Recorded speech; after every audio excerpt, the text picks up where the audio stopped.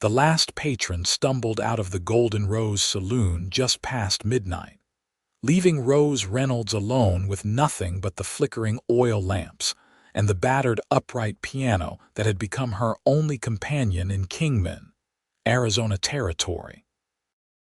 She flexed her fingers, watching the lamplight dance across her knuckles, and began to play not for money or applause, but because the silence of her rented room above the saloon had become unbearable, and the music was the only thing keeping her memories at bay.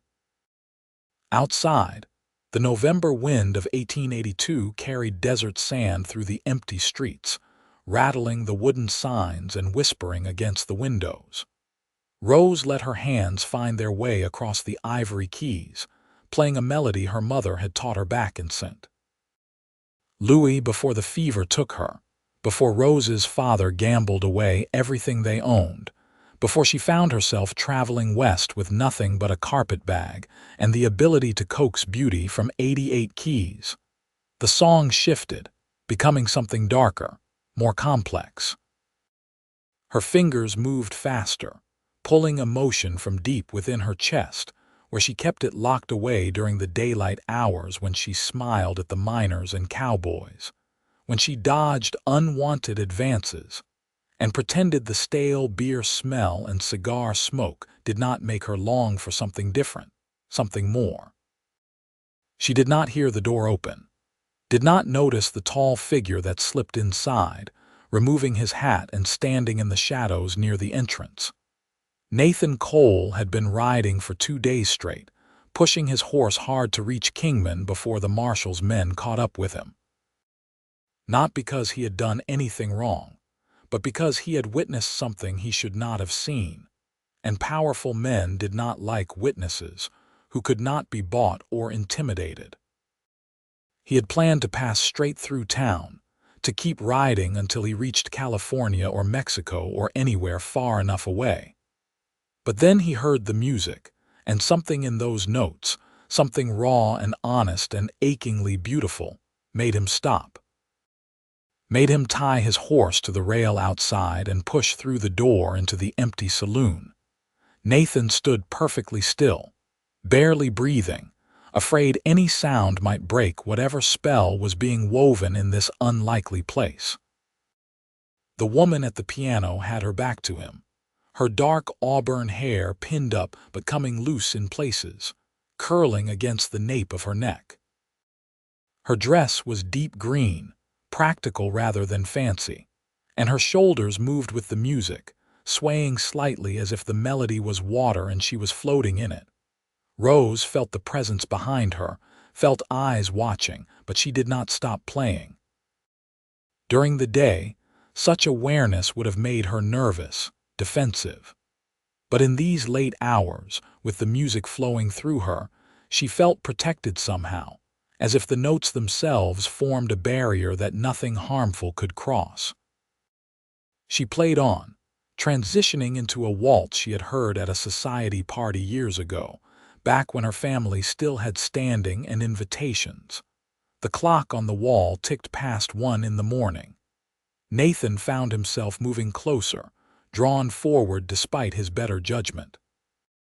He should leave, should get back on his horse and keep running. But his feet carried him to one of the tables near the piano, and he sat down slowly, carefully, not wanting to startle her. When Rose finally paused, resting her hands in her lap and flexing her tired fingers, she spoke without turning around. "We are closed, have been for over an hour." Her voice was softer than Nathan expected, with a slight tremor that suggested she was not as calm as she pretended. "I know," he said. "I can leave if you want, but I was hoping you might keep playing." Rose turned then, seeing him properly for the first time. He was young, perhaps 26 or 27, with dark hair that needed cutting and eyes that looked tired in a way that had nothing to do with lack of sleep. He wore trail dust like a second skin, and his hand rested near his gun in a way that seemed unconscious, automatic.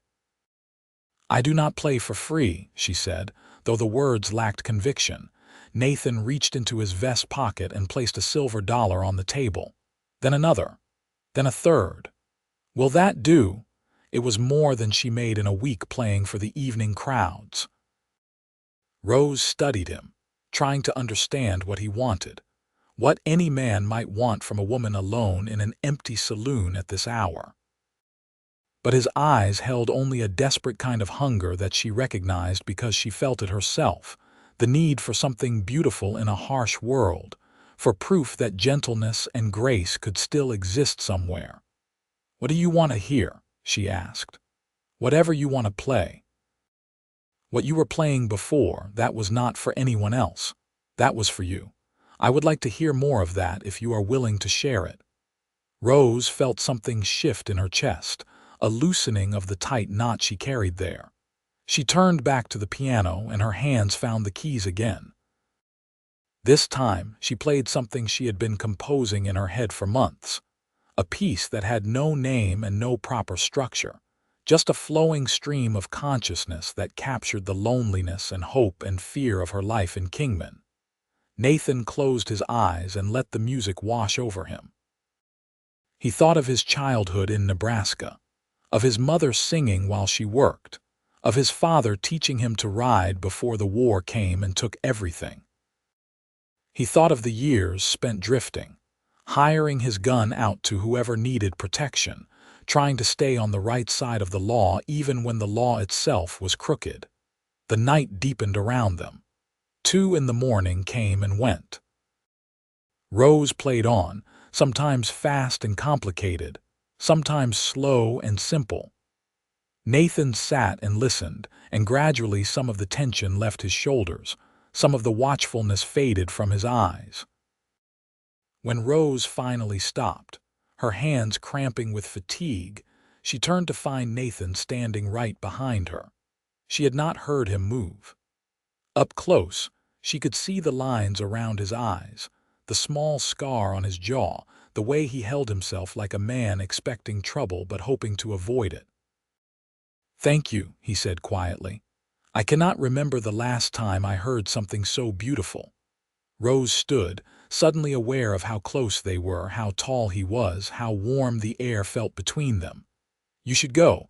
People talk in a town like this, and I cannot afford rumors." "I know. I am sorry. I did not mean to compromise your reputation." "Too late for that." She smiled, but there was sadness in it. A woman who plays piano in a saloon does not have much reputation to protect. Nathan wanted to argue, to tell her that anyone who could create such beauty deserved respect and admiration. But he knew the world did not work that way, especially not out here where respectability meant conforming to narrow definitions and staying in prescribed boxes. "I should introduce myself properly," he said, taking a step back to give her space. "Nathan Cole, formerly of Nebraska, currently of nowhere in particular. Rose Reynolds, St. Louis originally, though it feels like a lifetime ago." They stood looking at each other, and Rose felt something she had not felt in years, a flutter of possibility, of connection. Then Nathan's eyes moved to the window and his whole body tensed. "You have a back way out of here?" he asked, his voice suddenly urgent. "What? Why? There are men outside, 3 of them watching the saloon. They are the wrong kind of men and they are looking for someone." Rose felt fear spike through her. "Are they looking for you?" "Probably. I saw something I was not supposed to see a few days back in Prescott. A deputy marshal shooting an unarmed minor, then planting a gun on the body. When he saw me watching, he tried to buy my silence. When that did not work, he threatened me. I have been running ever since." Rose's mind raced.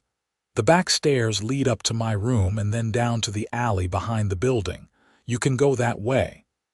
I cannot leave you here alone, if they think you helped me or if they question you too roughly."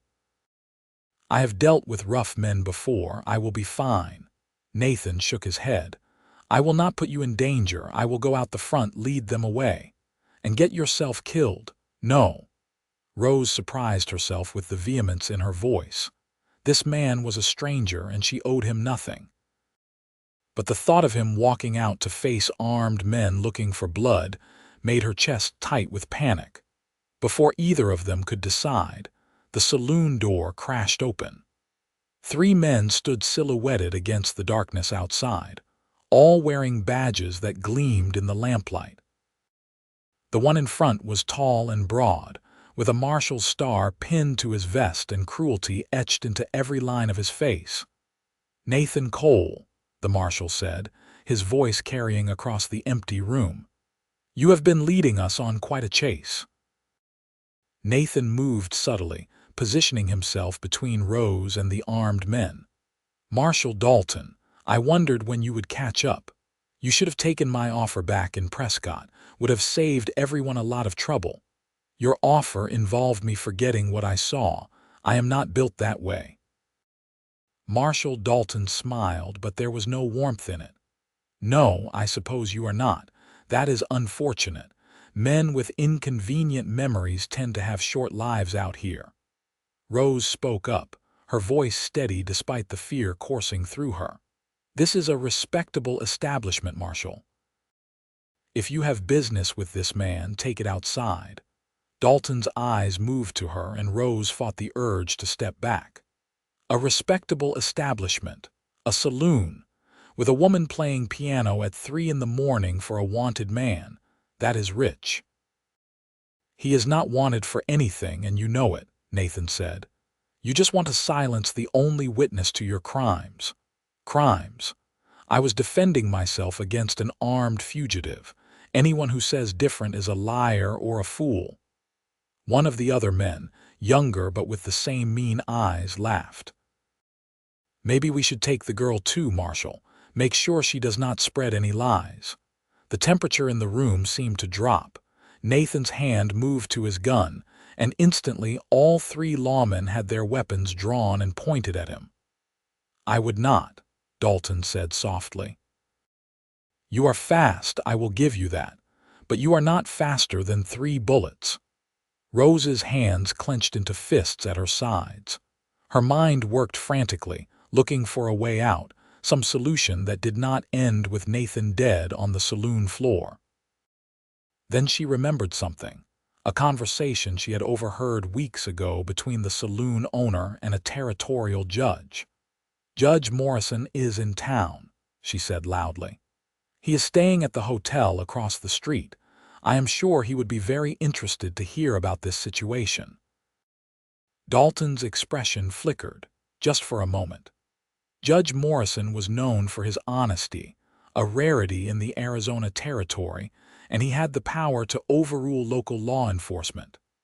"The judge does not involve himself in martial business," Dalton said, but his voice had lost some of its certainty. "He does when it involves corruption and murder." Rose walked toward the door, moving past the armed men with her head held high. "I will go wake him now, shall I?" "I am sure he would be very interested to hear Mr. Cole's testimony, especially given that everyone in Prescott knows the miner you shot was unarmed and had already surrendered." She was bluffing, basing her words on fragments of gossip and intuition, but she saw the way Dalton's jaw tightened, the way his companions exchanged uncertain glances. Nathan used the distraction to move, not toward his gun but toward Rose, taking her arm gently. "We will both go," he said. "Right now." The moment hung suspended, tension crackling through the air like lightning before a storm. Then Dalton lowered his gun and his men followed suit. "You are making a mistake," the marshal said. "Judge Morrison leaves tomorrow morning. After that, there will be nothing standing between you and justice." "Justice?" Nathan's voice was cold. "You would not recognize justice if it bit you." He kept his hand on Rose's arm as they walked toward the door. The 3 lawmen parted to let them through, but Rose could feel their eyes following, could sense the barely restrained violence. Outside, the street was empty except for Nathan's horse still tied at the rail. The night air was cold, carrying the scent of creosote and dust. "Do you really think the judge will help?" Nathan asked quietly. I do not know, but it was the only thing I could think of that might make them hesitate. Rose was shaking now, the adrenaline catching up with her. We need to actually go to the hotel now, if we do not, and if Dalton checks. You are right. Nathan looked at her with something like wonder. You probably just saved my life. Or doomed us both. I am not sure which yet. They walked quickly across the dusty street toward the two-story building that served as Kingman's only hotel. The night clerk was dozing at the desk when they entered, jerking awake at the sound of the door. We need to speak with Judge Morrison immediately, Rose said. It is an emergency. The clerk, an elderly man with spectacles and thinning hair, looked dubious. The judge does not like to be disturbed after he retires for the evening. Nathan stepped forward, and something in his bearing made the clerk sit up straighter. This involves corruption of the marshal's office and murder. The judge will want to hear about it, I promise you. The clerk studied them both, then sighed and reached for a key. Room 7, upstairs. But if he throws you out, do not say I did not warn you. They climbed the narrow stairs, and Rose's heart pounded so hard she was sure Nathan could hear it. She had acted on instinct back in the saloon, but now the reality of what they were doing, what she had involved herself in, crashed over her like a wave. Nathan knocked on the door marked with a tarnished brass 7. For a long moment, nothing happened. Then a gruff voice called out, "Who is it and what do you want, Judge Morrison?" "My name is Nathan Cole. I have information about Marshal Dalton in Prescott, information regarding a murder he committed. I have a witness to corroborate my testimony." The door opened to reveal a man in his 60s, gray-haired and sharp-eyed despite having clearly been asleep moments before. He wore a nightshirt and held a lamp in one hand and a derringer in the other. "This had better be good," the judge said. "I do not appreciate being woken in the middle of the night unless it is truly important." "May we come in?" Nathan asked. "What I have to say, it should not be overheard in the hallway." Judge Morrison studied them both, then stepped aside. 5 minutes, make it count. Once inside, with the door closed and locked, Nathan told his story. He spoke clearly and factually, describing what he had seen in Prescott.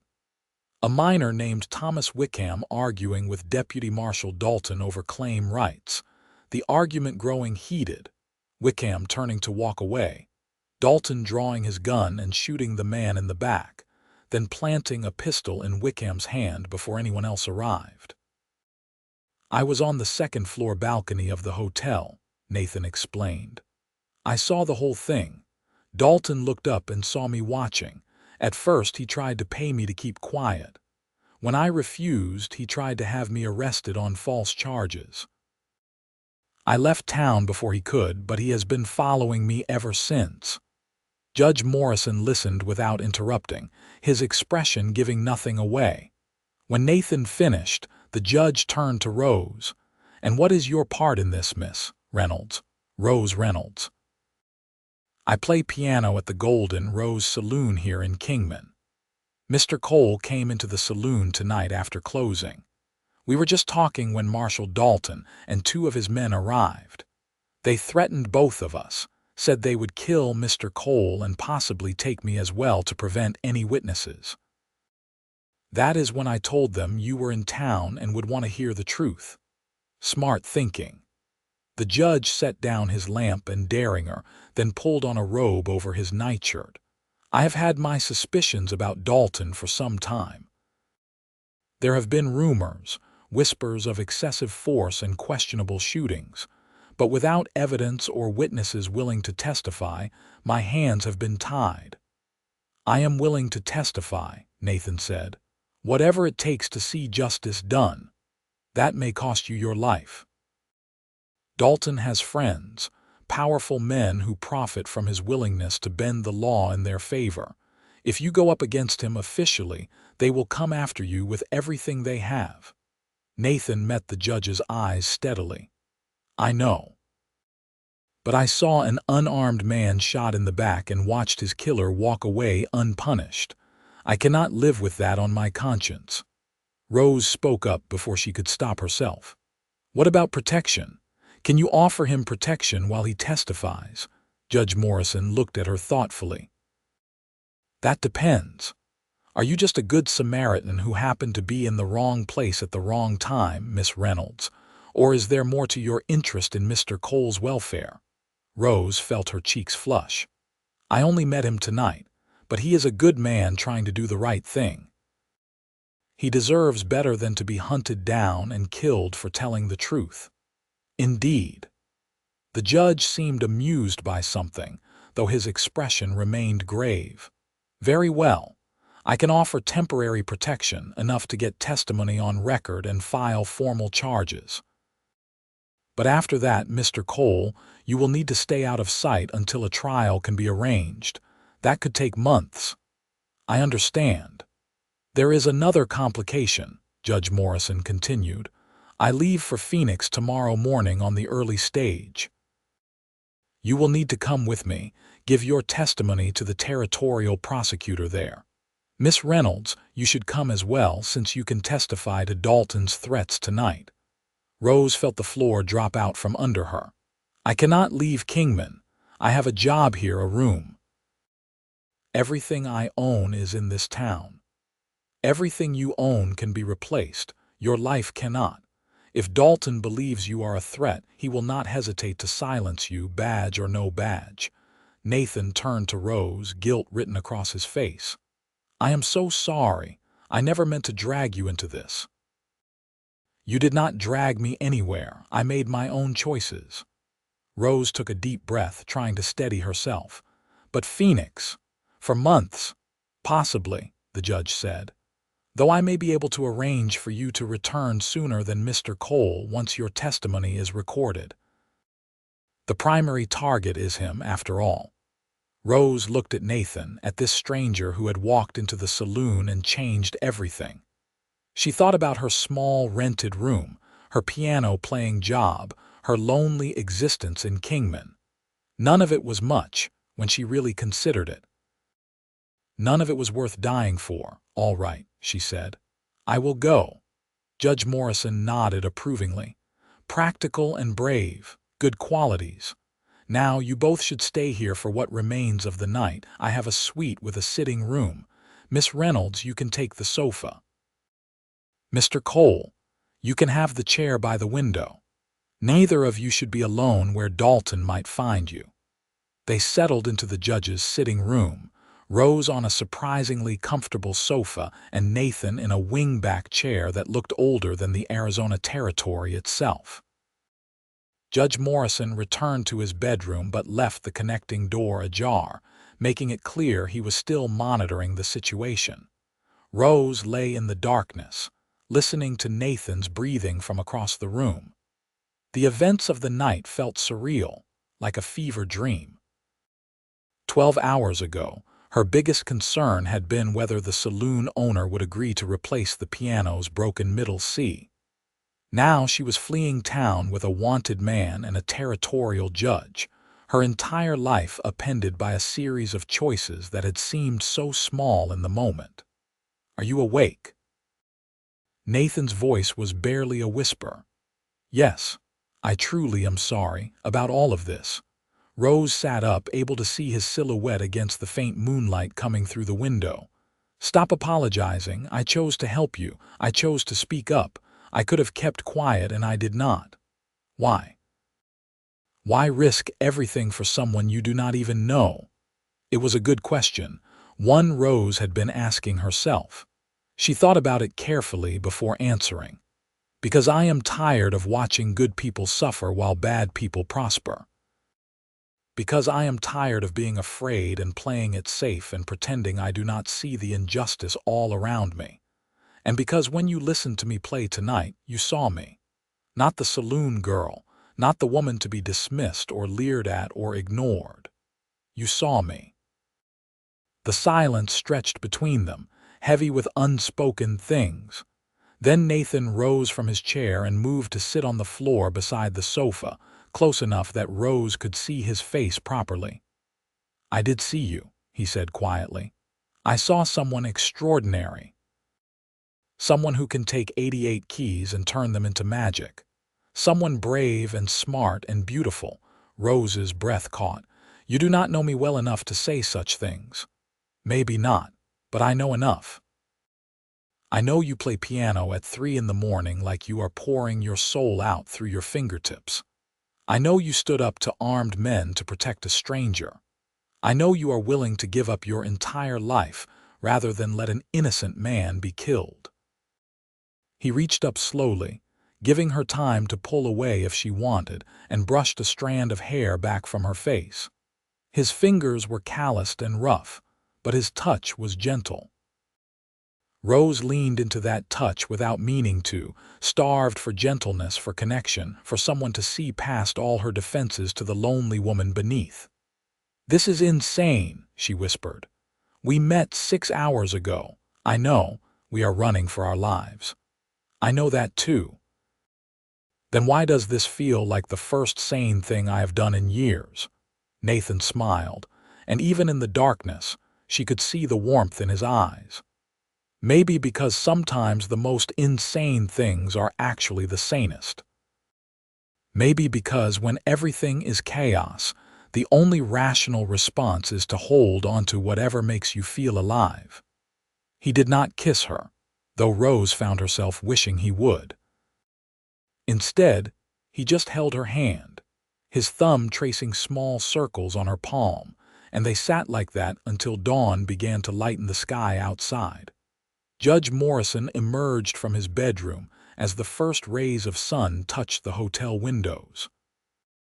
He looked at Nathan and Rose, at their hands still clasped together, and shook his head with a knowing smile. "The stage leaves in 2 hours," he said. "We should get some breakfast and make final preparations. Miss Reynolds, you will need to collect your belongings from the saloon. Mr. Cole will go with you, and so will I. We stay together until we are safely on that stage." They moved quickly, crossing the street to the Golden Rose Saloon while Kingman's early risers were just beginning to emerge. The saloon owner, a heavy-set man named Garrett who had always been fair to Rose if not particularly friendly, was surprised to find them knocking on his door before 7 in the morning. Rose explained the situation as simply as she could. She was leaving town, would not be returning, and needed to collect her things immediately. Garrett surprised her by offering her 2 months' wages as severance, far more than he was obligated to provide. "You are the best piano player we have had in 5 years, he said gruffly. "Hate to lose you, but if you are in trouble with the law, I understand. Best to move on quick." "I am not in trouble with the law," Rose said firmly. "I am helping the law. There is a difference." She packed her few possessions into the same carpet bag she had arrived with. 2 dresses, some undergarments, a brush, a small collection of sheet music, and a daguerreotype of her mother. Everything else she left behind, recognizing it for what it was, temporary and replaceable. The piano stood in the empty saloon, dust motes dancing in the morning light around its scarred wood. Rose walked over to it and played a few notes, a simple goodbye. "You will find another piano," Nathan said softly from behind her. "I know, but it will not be this one." They made it to the stage depot without incident. Judge Morrison had arranged for 3 tickets, and they climbed into the coach along with 2 other passengers, a merchant traveling to Phoenix to buy goods and an older woman visiting her daughter. As the stage pulled out of Kingman, Rose looked back at the town that had been her home for 2 years. She felt no sadness, only a strange lightness, as if she was shedding old skin. Nathan sat beside her, close enough that their shoulders touched with every bump in the road. Across from them, Judge Morrison pretended to read a newspaper while clearly keeping watch. The journey to Phoenix would take 2 days with an overnight stop in a small settlement called Wickenburg. Rose had never traveled so far from civilization with so little planning. Everything about this was reckless and impulsive, and completely unlike her usual cautious approach to life. She loved it. The stage rattled along rough roads, kicking up dust that came through the windows no matter how tightly they were closed. The November sun was hot despite the season, and Rose found herself growing drowsy, lulled by the rhythmic swaying. She woke to find her head resting on Nathan's shoulder and his arm around her waist, holding her steady. The merchant and the older woman were both dozing, and Judge Morrison was watching the landscape roll past with hooded eyes. "Sorry," Rose murmured, starting to sit up. Nathan's arm tightened slightly, keeping her in place. "Do not be. I was enjoying it." She settled back against him, aware that she was being forward, that proper ladies did not lean on men they barely knew. But she had stopped being a proper lady the moment she left St. Louis in disgrace, her reputation in tatters after her father's scandal. "Tell me about Nebraska," she said quietly. "What was it like growing up there?" Nathan's voice rumbled in his chest, vibrating against her ear. "Flat. Endless sky and prairie grass as far as you could see. My parents had a farm, raised wheat, and a few head of cattle. It was a hard life, but a good one. Then the war came. The war between the states. Yes, my father and older brother both enlisted. My brother never came home. My father did, but he was different, haunted. He died 2 years later, just seemed to give up. My mother held on for another year, then the influenza took her." Rose reached for his hand, squeezed it. "I am sorry. It was a long time ago. I was 18 when I left, been drifting ever since. Hired my gun to cattle drives, wagon trains, mine operations. Always stayed legal, always tried to do right. But it is a hard line to walk in a territory where the law is often just whoever has the biggest gun and the fewest scruples. Is that why you could not stay silent about what you saw? Because you have spent so long trying to stay on the right side?" "Maybe, or maybe I am just stubborn and stupid." Rose smiled against his shoulder. "Not stupid, principled. There is a difference." They talked through the afternoon, sharing stories and histories, learning each other through words. Rose told him about St. Louis, about her mother's love of music and her father's gambling addiction. She told him about the night the creditors came, about fleeing west with nothing, about the slow realization that her life would never be what she had once imagined. "You regret it?" Nathan asked. "Coming west?" Rose considered the question seriously. "Sometimes, when I am playing in a saloon filled with drunk men who see me as decoration rather than a person, when I am alone in my room wondering if this is all my life will ever be. But then I think about what I left behind, the suffocating expectations and rigid rules, and I realize that even at its worst, this is still better. Because here, I am free to make my own choices, even if those choices are sometimes terrible." "They are not terrible. You are extraordinary." Rose sat up to look at him properly. "You keep saying that, but you do not really know me, Nathan. You know a few hours' worth of conversation and one night of piano playing. I know that you did not have to help me. I know that you risked everything on the word of a stranger. I know that when I listened to you play, I felt something I have not felt in years, hope that beauty and goodness still exist in the world. That is enough for me to know you are extraordinary." Rose wanted to argue, but the sincerity in his eyes stopped her. Instead, she leaned forward and kissed him, quick and soft and brief. When she pulled back, Nathan was staring at her with wonder. "What was that for? For seeing me? For being the kind of man who cannot stay silent when he witnesses injustice? For listening to piano music at 3 in the morning like it was the most important thing in the world?" Judge Morrison cleared his throat loudly from across the coach. "I feel I should mention that while I support your courage in this legal matter, I am technically responsible for Miss Reynolds's well-being until we reach Phoenix. so perhaps we could maintain some propriety." Rose felt her cheeks flush, but Nathan just smiled. "Of course, Your Honor. Complete propriety from here on out."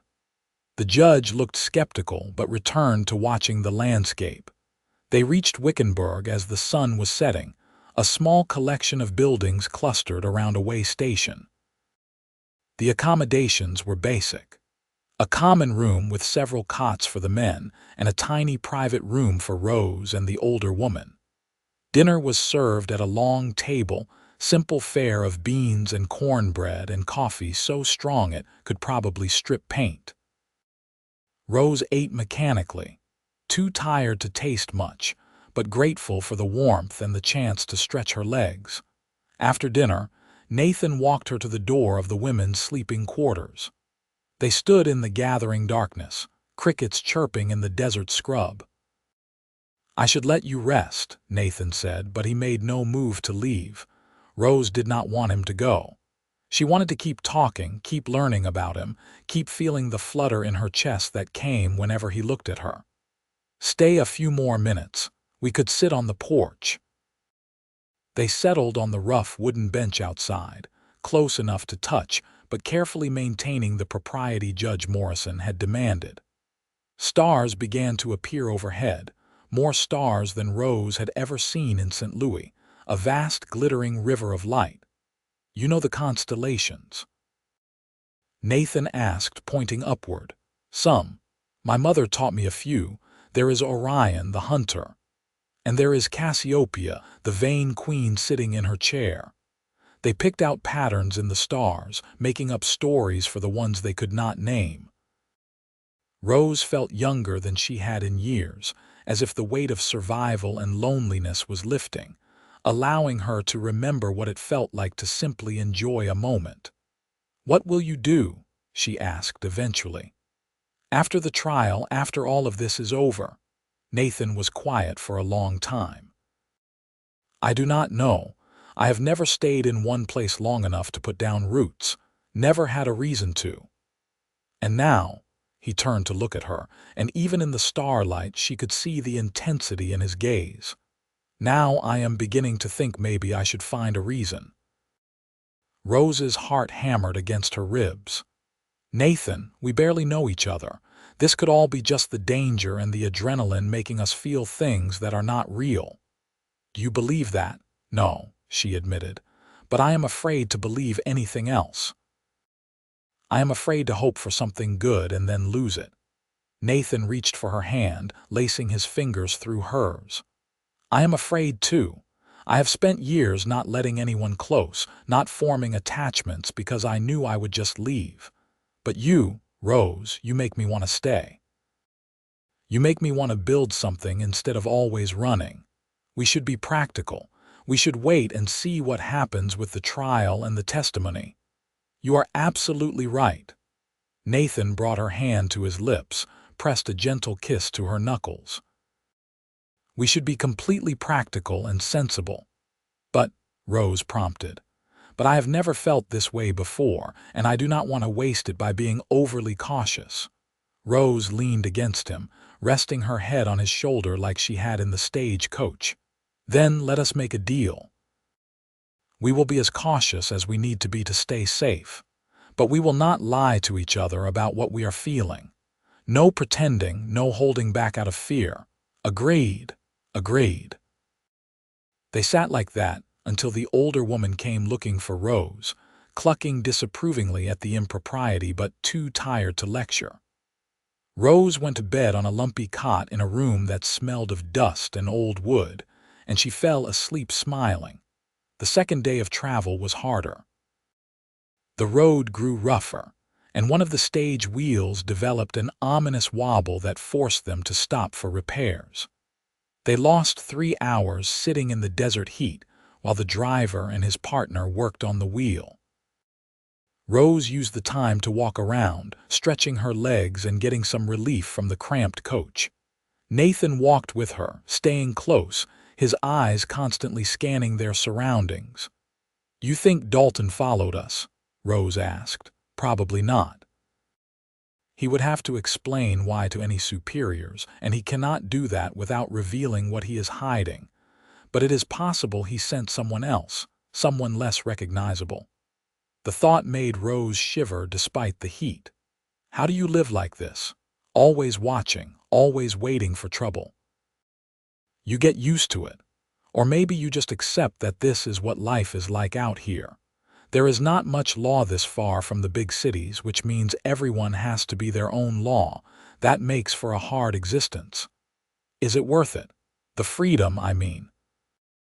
Is it worth the danger and the uncertainty? Nathan considered the question seriously. I always thought it was. But lately, I have been wondering if maybe freedom without connection is just loneliness by another name. They climbed back into the stage when the wheel was repaired, and the final leg of the journey to Phoenix began. As they drew closer to the territorial capital, Rose felt anticipation building in her chest. Phoenix meant safety, at least temporarily. It also meant decisions would have to be made, about testimony and trials and what came after. They arrived in Phoenix near sunset, the city sprawling and busy compared to Kingman. Judge Morrison led them to a boarding house run by a widow named Mrs. Cartwright, a formidable woman in her 50s who asked no questions but clearly understood they were under the judge's protection. Rose was given a small but clean room on the second floor. Nathan took a room down the hall, close enough to respond quickly if there was trouble but far enough to maintain propriety. Judge Morrison occupied the room between them, a physical barrier that he seemed to find amusing. That evening, over dinner in Mrs. Cartwright's dining room, the judge explained what would happen next. Tomorrow morning, we will go to the prosecutor's office. Both of you will give your statements, which will be recorded by a court clerk. After that, Mr. Cole, you will need to remain available but out of sight. The prosecutor will file charges against Dalton, and the marshal will be arrested, assuming we can get the jurisdiction sorted out. What about me? Rose asked. Your testimony is important but secondary. Once it is recorded, you should be free to go about your business, though I would advise staying in Phoenix until Dalton is safely in custody. You do not want to be caught alone in some small town if his allies decide to retaliate. Rose nodded, absorbing this. How long will that take? Days, possibly weeks. Dalton has friends and they will fight the arrest. There will be legal maneuvering, delays, attempts to discredit the witnesses. Attempts to kill the witnesses? Nathan asked bluntly. Judge Morrison did not sugarcoat it. That too. Which is why you need to be very careful, Mr. Cole. Stay here at the boarding house as much as possible. Do not establish any patterns. Do not make yourself an easy target. After dinner, Rose found herself too restless to stay in her room. She wandered downstairs to the boarding house parlor, where a battered piano stood in the corner. It was even more worn than the saloon piano in Kingman, several keys sticking and the whole instrument badly out of tune. She sat down anyway and began to play, working around the broken keys, finding melodies that avoided the worst of the tuning problems. It felt good to have her hands on ivory again, to lose herself in music. Nathan appeared in the doorway after a few minutes, drawn by the sound. He leaned against the doorframe, watching her with that same intense focus he had shown in the saloon. I thought you might be tired of playing, he said when she paused. Never. Music is not something I do. It is what I am. He crossed the room and sat beside her on the piano bench. Will you teach me something? I have always wanted to learn, but I never stayed anywhere long enough to take lessons. Rose was surprised by the request but pleased. She guided his hands to the keys, showing him a simple scale. His fingers were clumsy at first, more used to handling reins and ropes than delicate instruments, but he was patient and focused. They spent an hour like that, Rose teaching and Nathan learning, their shoulders pressed together. her hands occasionally covering his to guide his movements. It was intimate in a way that had nothing to do with kissing or embracing, a sharing of something fundamental to who Rose was. "You are a good teacher," Nathan said eventually, playing through the simple melody she had taught him with only a few mistakes. "And you are a good student. Patient and willing to make mistakes. I have made plenty of mistakes in my life. I am used to it." Rose turned to look at him, their faces close. "This does not feel like a mistake." "No," Nathan agreed. "This feels like the first thing I have gotten right in a long time." He kissed her then, properly this time, not the brief touch Rose had given him in the stagecoach, but a real kiss, deep and searching and full of promise. Rose melted into it, her hands coming up to frame his face, feeling the rough stubble on his jaw and the warmth of his skin. When they finally broke apart, both breathing hard, Nathan rested his forehead against hers. "I am falling in love with you, Rose Reynolds. I know it is too fast and too crazy and probably too dangerous given our circumstances, but I cannot help it." Rose felt tears prick her eyes, happy tears for the first time in years. "I am falling in love with you too, and you are right, it is all those things, but I do not care." They sat together at the piano, holding each other until Mrs. Cartwright came to bank the fires for the night and pointedly suggested they retire to their separate rooms.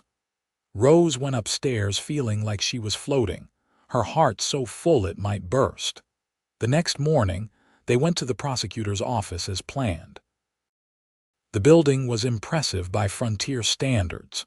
2 stories of adobe with glass windows and a proper wooden floor. Inside, they were met by a clerk who led them to a small office where a harried-looking man in his 40s sat behind a desk, piled with papers. "Judge Morrison," the prosecutor said, rising to shake hands. "Your telegram said this was urgent. Murder and corruption in the marshal's office. I would say that qualifies as urgent, Prosecutor Hayes." Hayes looked at Nathan and Rose with sharp, assessing eyes. "These are your witnesses." "They are." Nathan Cole observed the killing. "Miss Rose Reynolds can testify to Deputy Marshal Dalton's threats and his clear intent to silence Mr. Cole." For the next 3 hours, they gave their statements. A clerk recorded every word in careful handwriting, occasionally asking them to slow down or repeat something. Rose described the scene in the saloon in as much detail as she could remember. Every word Dalton had said, every threat implied or explicit. Nathan's testimony was more extensive.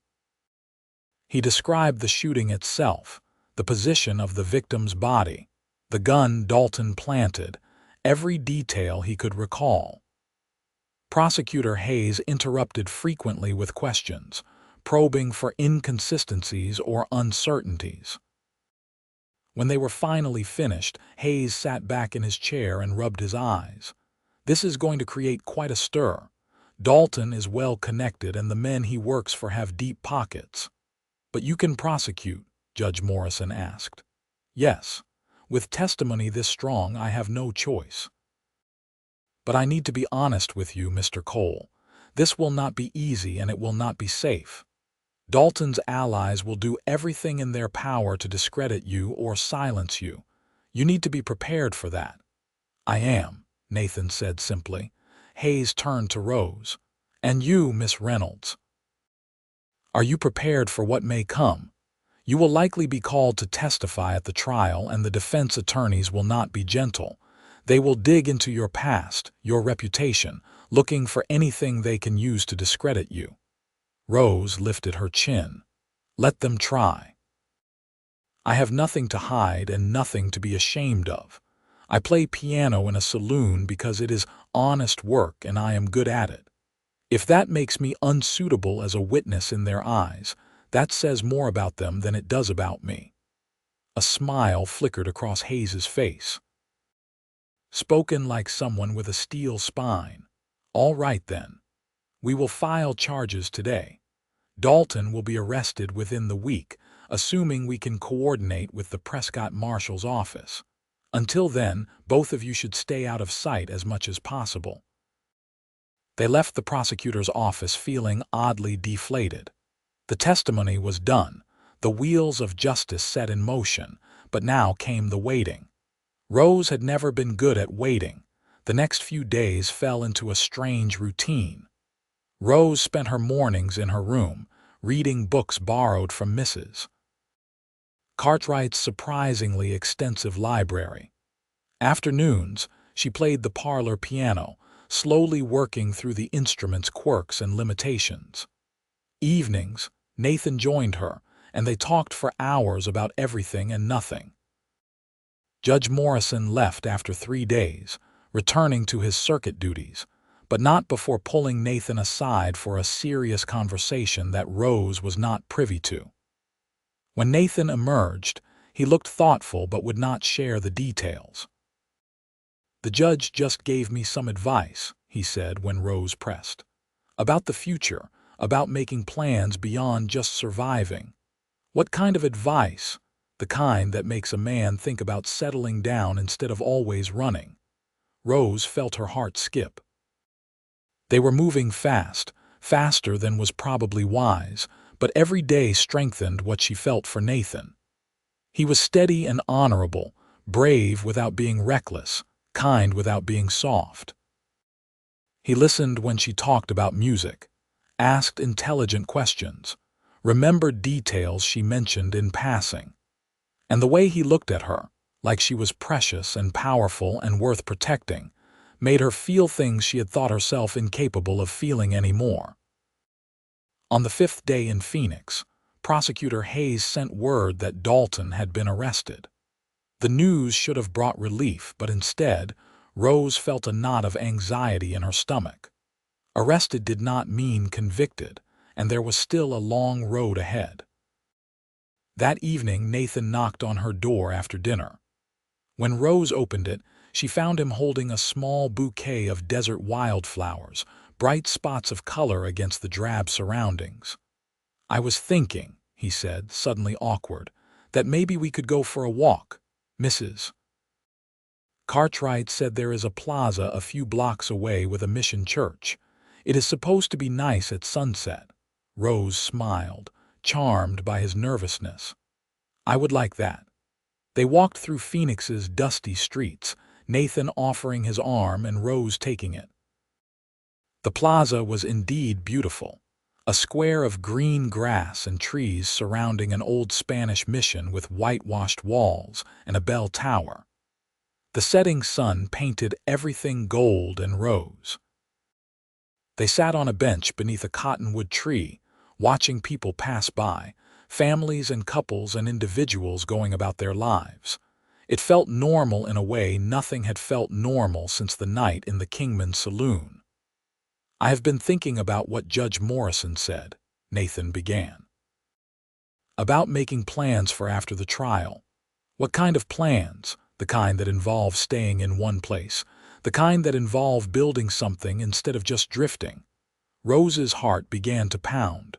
"Go on." Nathan turned to face her fully, taking both her hands in his. "I know this is fast. I know we have only known each other a short time. But Rose, I have never felt about anyone the way I feel about you. You are in my thoughts every moment. When I imagine the future, you are there. And I want that future to be real, not just something I am imagining." "Nathan, what are you saying?" "I am saying that after the trial, after Dalton is dealt with and we are both safe, I want to court you properly. I want to take you to dinners and dances. I want to buy you a piano better than any you have ever played. I want to build a life with you if you will let me." Rose felt tears streaming down her face, but she was smiling. "Yes," she said simply. "Yes to all of it." Nathan pulled her into his arms, kissing her with a joy and passion that made Rose dizzy. When they finally broke apart, several people passing by were staring, but Rose did not care. Let them stare. She had spent too many years worrying about propriety and reputation and what people thought. Nathan made her feel brave enough to stop caring. They walked back to the boarding house hand in hand, making plans and dreaming out loud. Nathan talked about maybe starting a ranch, small at first, but something he could build with his own hands. Rose talked about teaching music, maybe opening a school where young women could learn piano properly. It all seemed possible, probable even, as if the future was a door that had been locked but was now swinging open. The trial was set for 3 weeks later. In the interim, Rose and Nathan existed in a bubble of cautious happiness. They went on chaperoned outings, always careful, always aware that danger still lurked. But with Dalton in custody and facing serious charges, the immediate threat had eased. Rose found work playing piano at a restaurant in Phoenix's better district.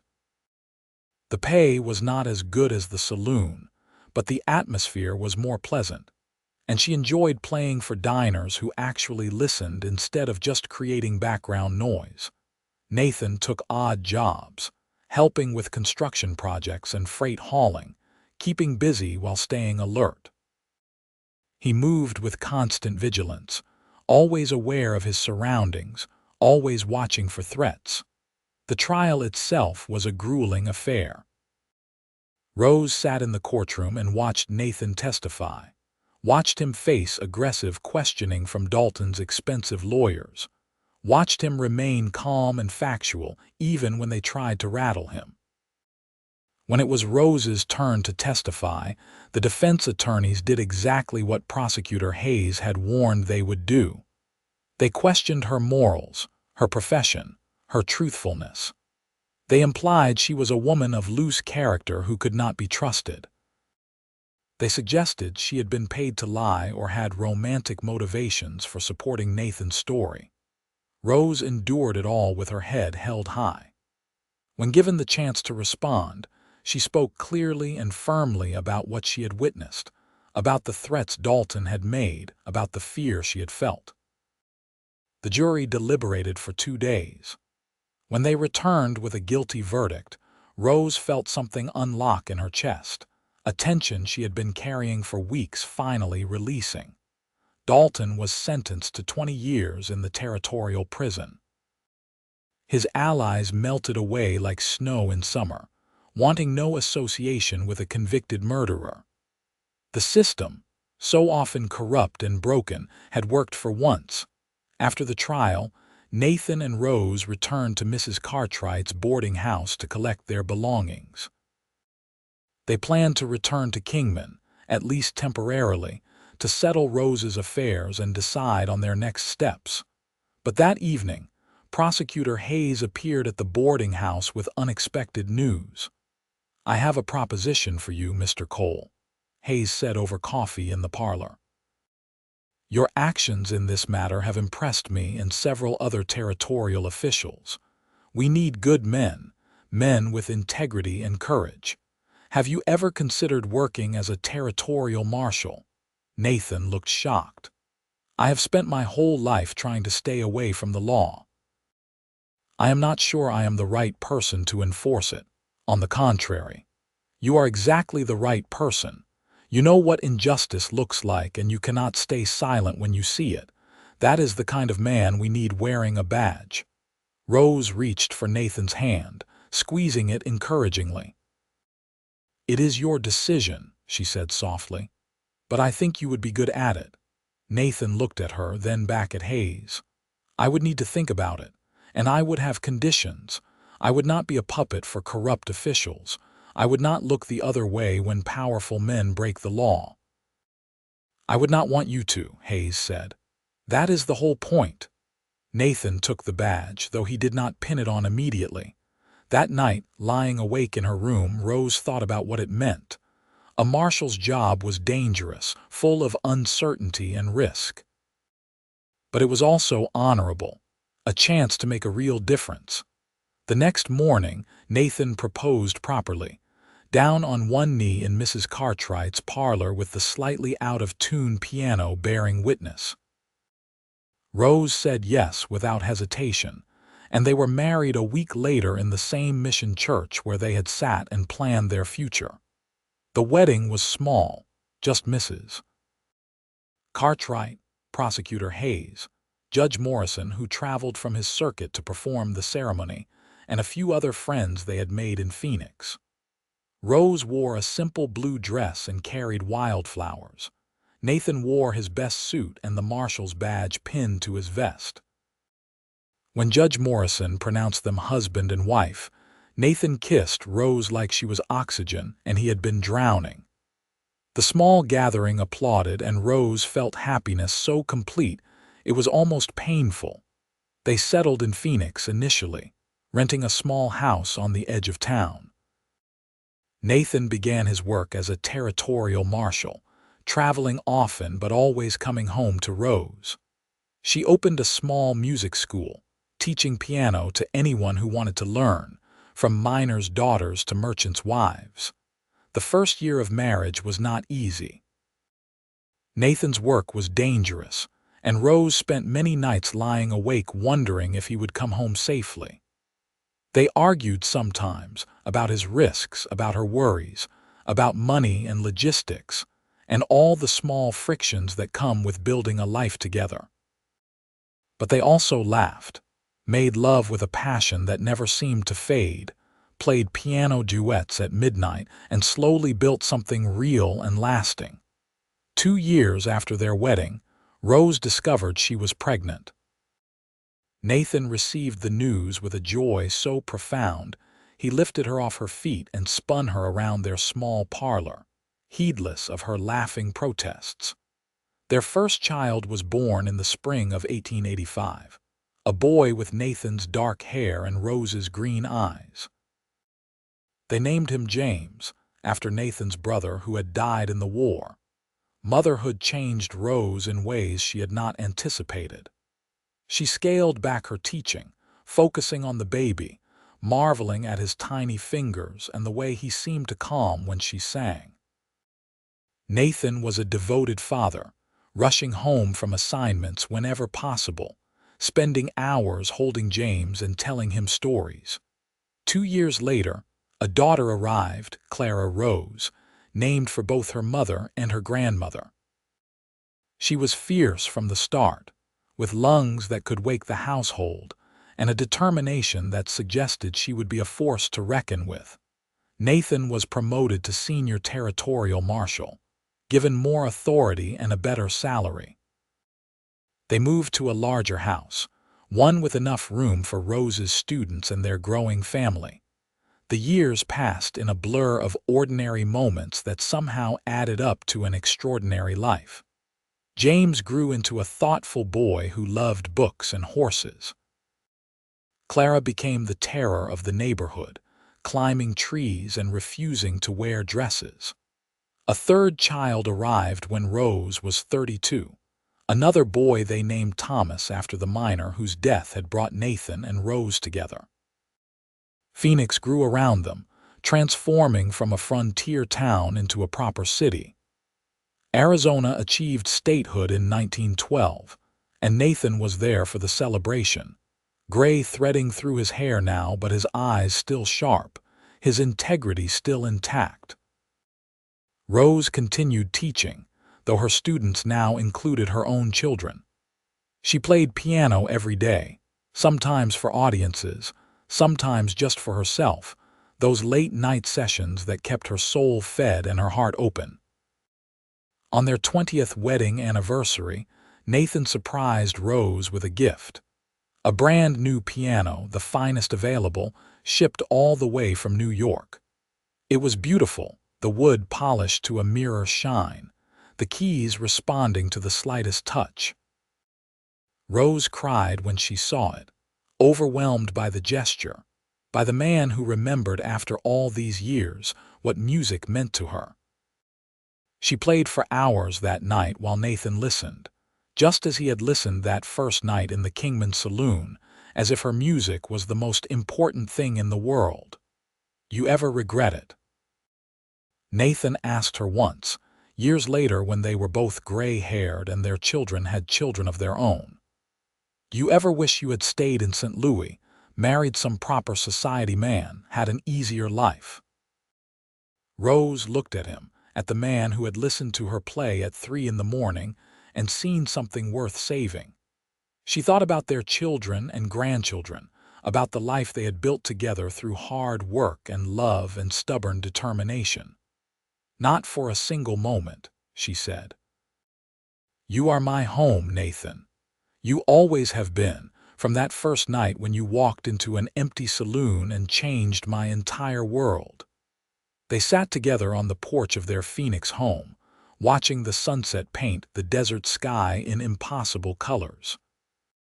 Inside, their grandchildren were making noise, playing and laughing and filling the house with life.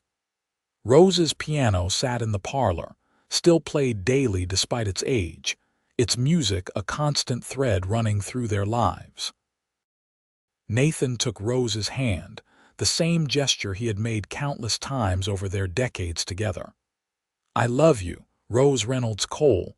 I have loved you since I heard you play in that empty saloon. I will love you until my last breath and beyond." "And I love you," Rose replied. "My cowboy who listened until dawn and taught me that beautiful things can bloom even in the hardest places." They sat like that until the stars came out, the same stars they had named together in Wickenburg all those years ago. Still bright, still infinite, still promising that love could endure even in a wild and dangerous world. James, their eldest, took over his father's badge when Nathan finally retired at 65. Clara married a lawyer and became a fierce advocate for women's rights. Thomas became a music teacher, carrying on his mother's legacy. Nathan and Rose lived into their 80s, a remarkable achievement for their time and place. They grew old together, their bodies slowing but their connection as strong as ever. Rose still played piano every day, even when arthritis made her fingers stiff. Nathan still listened, sitting in his favorite chair, his eyes closed, transported by her music. When Nathan died peacefully in his sleep at 83, Rose grieved deeply but without bitterness. They had been granted something rare and precious. A lifetime together, built on a foundation of music and courage, and a single night when a cowboy walked into an empty saloon and listened. Rose lived 2 more years, spending her days with her children and grandchildren, still teaching piano to anyone who wanted to learn. She passed away quietly one afternoon, sitting at her piano, her fingers resting on the keys as if she had simply paused between songs. They buried her next to Nathan in Phoenix's cemetery, under a cottonwood tree that provided shade in the brutal summer heat.